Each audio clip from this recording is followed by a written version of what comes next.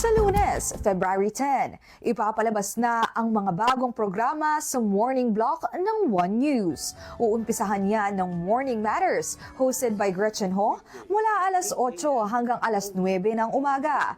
Sa media conference kahapon, excited na si Gretchen sa kanyang unang solo news program. Ang goal daw niya, start the day strong. Napaka-simple lang ng aking goal. Makatulong ako sa aming organisasyon para mapalakas pa yung paghahatid ng balita. Susunod at 9:30 to 10 a.m., ang renowned business journalist na si Cathy Yang sa business news program na Money Talks.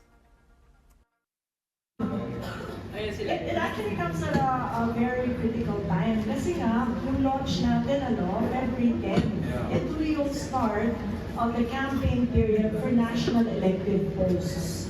And one cannot separate politics from business.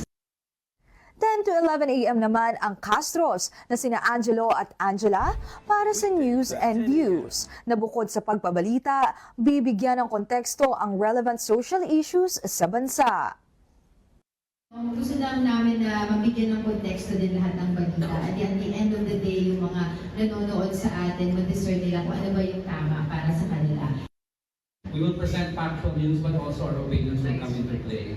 So parang may kapit, may garyo, but you're wrong, you're wrong, you're wrong. And then the viewer can decide who had a better argument.